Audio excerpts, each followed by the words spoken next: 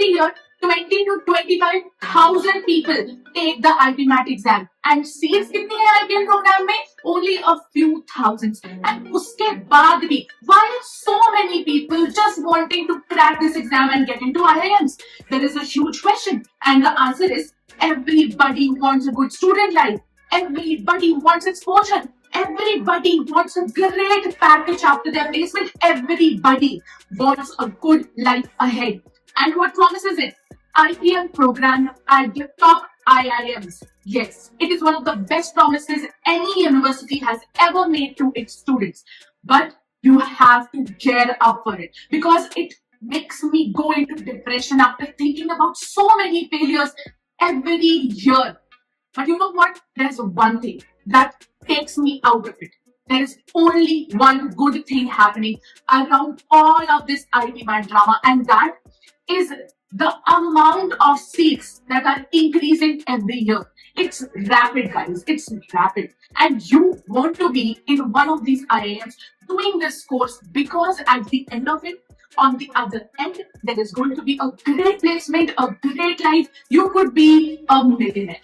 Let's start with it. Let's gear up. Hey guys, I am Chia, your IPMAT coach, and in this video, I am going to take you through the real journey of an IPMAT aspirant in 3 parts. First is all the exams one has to take if they want to enroll into any IPM program in India.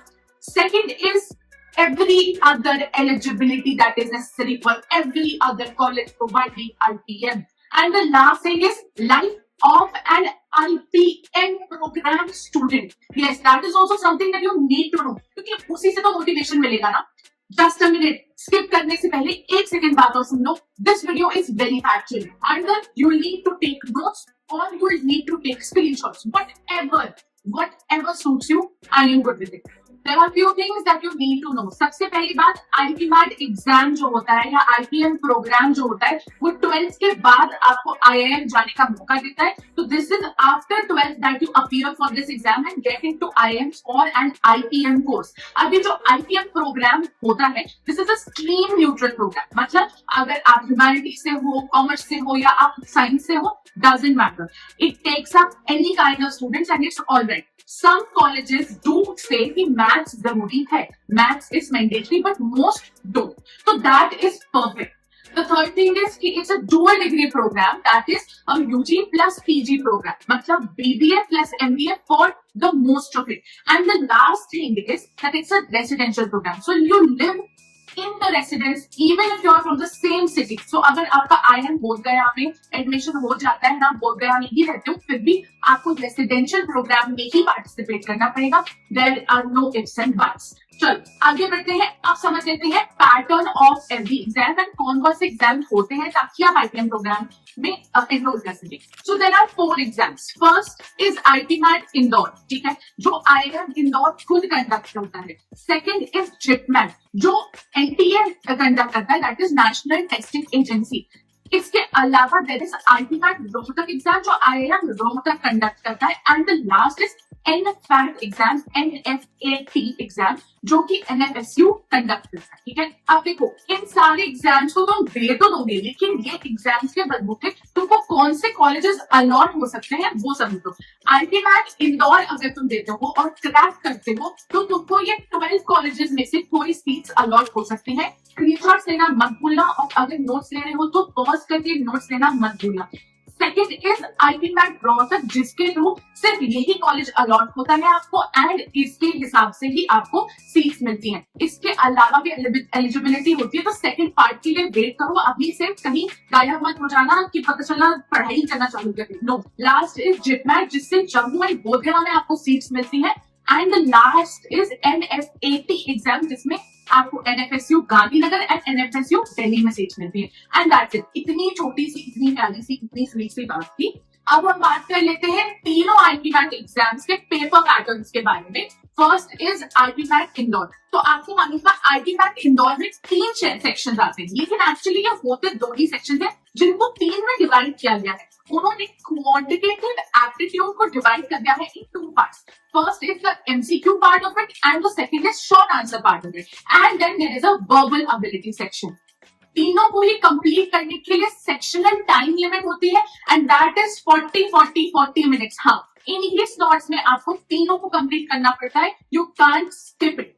Last 3 years के analysis के हिसाब से मैं आपको बता रही हूँ कि अप्रोक्सीमेटली 15 क्वेश्चन आते हैं शॉर्ट आंसर क्वांटिटेटिव एप्टीट्यूड के, 30 क्वेश्चन आते हैं क्वांटिटेटिव एप्टीट्यूड एमसीक्यू के एंड 45 क्वेश्चन आते हैं वीए के। अब इन सबको करने के लिए आप समझ गए होंगे 40 दैट इज 2 आवर्स आपको मिलते हैं। इसके अलावा एक बहुत इंपॉर्टेंट बात है, आईपीमैट इंदौर में सेक्शनल कट ऑफ के बेसिस पे एडमिशन होता है। तो मतलब अगर आपने QA short answer and MCQ में बहुत अच्छा कर लिया लेकिन वीए में आप कट ऑफ क्रैक नहीं कर पाए तो आपका एडमिशन नहीं हो सकता। So now you understand how difficult is it to get in the first ranking college that is IIM Indore itself. तो इसलिए प्रिपरेशन करना चालू कर दो। ये दोनों ही वीडियोस तुम्हें अपनी प्रिपरेशन स्टार्ट करने में एंड तुम्हें अपनी प्रिपरेशन के साथ कैरी फॉरवर्ड करने में बहुत ज्यादा हेल्प करने वाले हैं। अब मार्किंग स्कीम की बात कर लेते हैं। तो for each correct answer you get +4 marks and for each गलत आंसर यू गेट -1 मार्क। अब बात कर लेते हैं आईपीमैट रोहतक की। इसमें सिर्फ 3 सेक्शंस होते हैं एंड यस एब्सोल्युटली 3 अलग अलग सेक्शंस होते हैं। That is first is quantitative aptitude, second is VA that is verbal ability and second is logical reasoning। और इन तीनों का डिवीजन जो होता है वो एकदम परफेक्ट होता है, इसमें कोई भी तरीके का सेक्शनल टाइम या सेक्शनल कट ऑफ वाला प्रॉब्लम नहीं होता है। Although अगर आप आईपीमैट रोहतक की वेबसाइट को चेक करेंगे तो वहां लिखा है कि सेक्शनल टाइम लिमिट होती है और वो बताई गई है 40 मिनट्स की, but it is not followed very strictly. तो आपके पास इन ऑल पूरे क्वेश्चन पेपर को सॉल्व करने के 120 मिनट्स होते हैं एंड बहुत ज्यादा टाइम लिमिट का स्पेसिफिकेशन नहीं होता है। Again +4 marks for every correct answer and -1 for every wrong answer and full cut off के बेसिस पे एडमिशन होता है, ना कि सेक्शनल कट ऑफ। अब जिपमैट की बात कर लेते हैं because this is going to sound very easy as compare to the other two because there are 3 section VARC, DILR and quantitative aptitude. अब इन तीनों में नंबर ऑफ क्वेश्चंस थोड़े से कंफ्यूजिंग है, I don't know why. VARC में there are 34 questions, DILR में there are 33 and QA में देयर आर 33।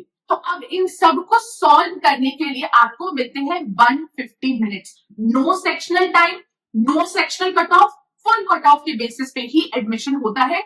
अब every correct answer you get awarded +4 marks, every wrong answer you get awarded -1 mark। लेकिन यहाँ पे सारी जद्दोजहद खत्म होती ही नहीं है गाइस, यहाँ से तो सब स्टार्ट हो रहा है। तुमने आईपीमैट एग्जाम अब क्रैक कर लिया and we move to the second stage that is additional eligibility. अब मेरी बात बहुत ध्यान से सुनना, काफी सारे IIMs, actually maximum number of IIMs की एलिजिबिलिटी सिर्फ और सिर्फ ये एग्जाम क्रैक करना नहीं होता है।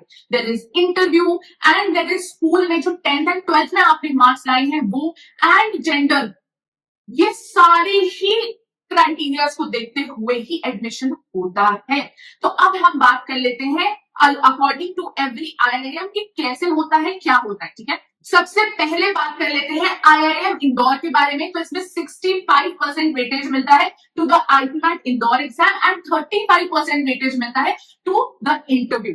अब बात कर लेते हैं आईआईएम शिलोंग की। तो आईपीमैट एग्जाम का वेटेज होता है 30%, वहीं इंटरव्यू का वेटेज होता है 50% एंड 10th एंड 12th का रिस्पेक्टिवली होता है 10% तो ये मिला के हो गया 100%। तो ये सब चीजों का आपको ध्यान रखना पड़ेगा, आपको समझ में आ रहा होगा यहाँ interview is the most important thing.